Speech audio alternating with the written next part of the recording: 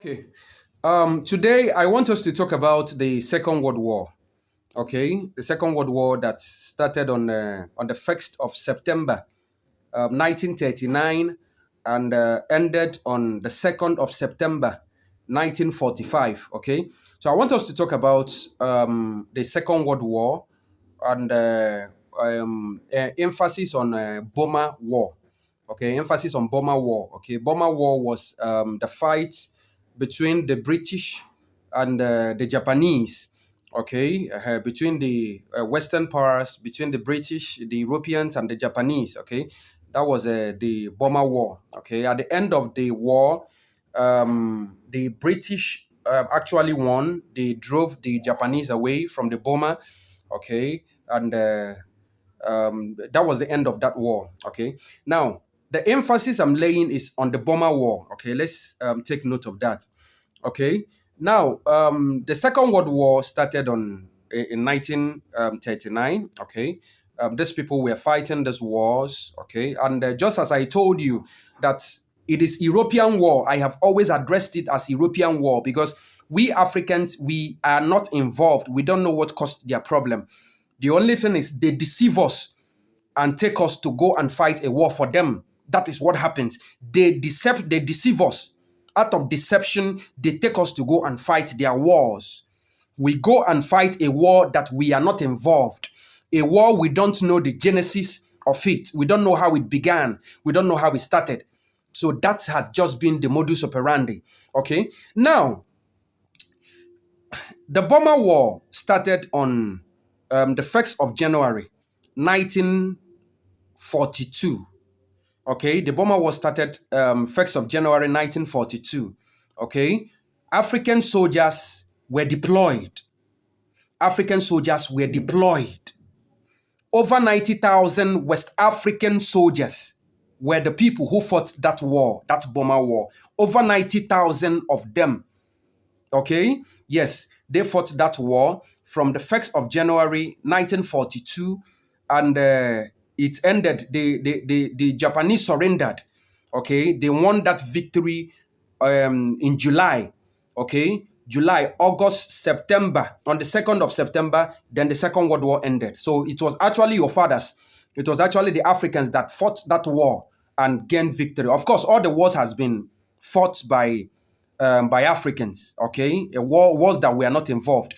Okay, so that is it. Now, but where the things I want to point now is those who were involved in that war, their predicament, okay, their plight, okay, and how they were deceived, okay, how they were deceived. You know, when it comes to the British, they are the headquarter of lies, deceit. Is that kingdom is a devilish kingdom. When you talk about evil, you talk about bad, you talk about lies, it is the British. Whatever that is ongoing in Nigeria today, they learned it from it is what the British taught them. Very devilish people. They are criminals. You get what I'm saying? So what they do is they deceive you. It's just like our son Isaac Adakoboro. Okay, they were able to deceive him, make a lot of promises to him so that he can fight his own brothers. And he did. At the end of the day, they still unalived him in the field after he has recorded so much success, after he has cleared the coast, after he has won victory. They unalived him. That was what happened.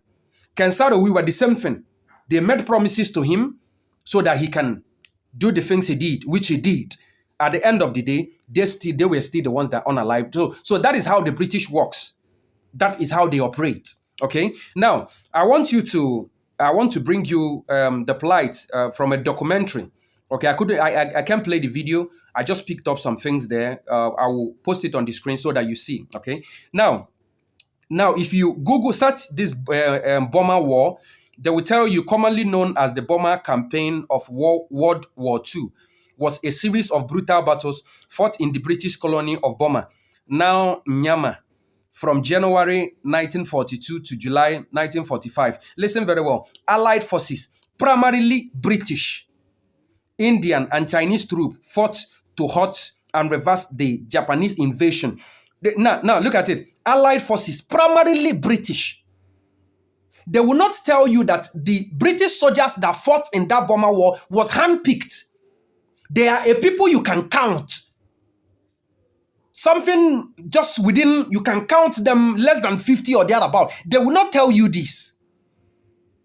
That it was actually the Africans, the West Africans, that they used to fight that war.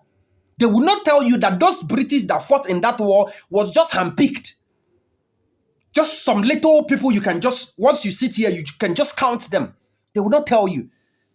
But you look at it here, you will not see that Africans were involved, that Africans were the people that fought that war. They will not tell you. You will not see it here. Okay, now, I want to show you some things that will amaze you. Okay, this one said, okay. Now, 15,000 African soldiers died fighting for the British in the Second World War. It was more than 15,000 actually. Okay, but let's just go with this. Now, this one said they promised to send us something. Up till now, we didn't receive anything. These are the soldiers that fought then, those veterans, those old soldiers, those that are still alive that fought at the Second World War, the Burma War. So they are the ones they are interviewing. They are telling you their plight. After they promised them heaven and earth, that is how the British operate. That is what they pass down to Nigeria. That is how they work. They will use you, and at the end of the day, they will abandon you. They will frustrate you. They will useless you. So for those of you that have ears, better hear it now and start making use of your brain. That is how they work. There is no promise they can give to you to sustain you and all that. It's just for you to do their bid, because they see you as an asset. They see you as an enterprise. They see you as a company, as a business. That is how a typical white person sees you.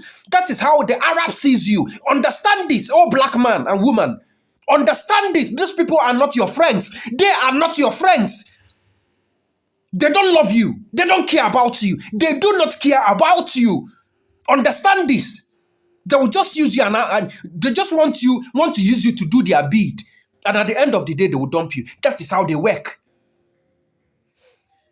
Now, this one said, we were under colonial rule, so we could not say anything to change it. If you talk, you die. So it's better for you. Now, this one said, after the war, we were promised our war bonus. They were promised war bonus. They didn't receive any. That is how it is. Now, this is their old age. They are lamenting. They are crying. They are in pain. They were deceived as young men, as young women, youth. This one says, it wasn't beneficial to me. Of course, it was not beneficial to everybody. It was only beneficial to the British. What they do are the things that benefits them. The West, the Europeans. That is what they do. That is what they engage in. Now, this one says, what did they do for us? Of course, they will not do anything for you. Now, okay. Okay, this one says, okay, because I was a bullet couldn't. Now, there is one interesting thing about this thing now. Listen very well. This man says, listen very well. This man says, the Americans are good. Listen very well. The Americans are good. They are our brothers, black men like us. Did you hear what I said? He said, the Americans are good. They are our brothers, black men like us. This one says, they went on to say, they didn't discriminate against us. Black men like us. So you ask yourself, okay, wherever they sleep was the place where we slept. You ask yourself, okay, and the man, before going to this statement, he said that when the Japanese surrendered, that was when America got involved. When the Japanese surrendered, that was when America got involved. Now you ask yourself, how were Americans black? Now, it will interest you to know, we've been talking about this for a very long time. Before the slave trade, blacks were already living in where you have today as America. Are you hearing what I'm saying? Before the slave trade, the aboriginals of America were blacks. Before Columbus so-called discover America, because that is what they do.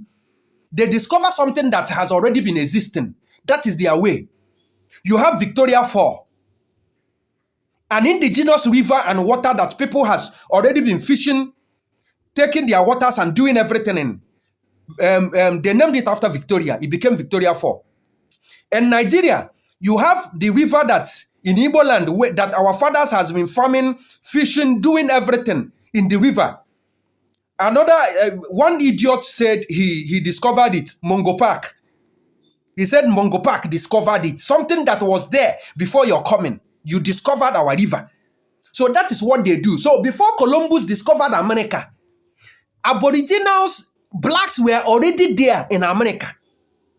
Blacks were already in America. Blacks owned that place. The second phase of blacks that went to America was those taken through transatlantic slave trade. Bear this in mind, that those places you call that is being occupied by these people were inhabited by the blacks. Blacks were the occupants of those places. Bear this in mind. This man is telling you that the Americans were blacks. He told you that the soldiers were blacks. The Americans are good. They are our brothers. That is what he said. Black men like us. So it wasn't just the people taken during the transatlantic slave trade. The Aboriginals, because as of then, there were still a lot of them around that time. Before now, they've finally succeeded in pushing them away, eliminating them, and wiping their record and all that. So that is just where I will stop this video. I believe you've learned something.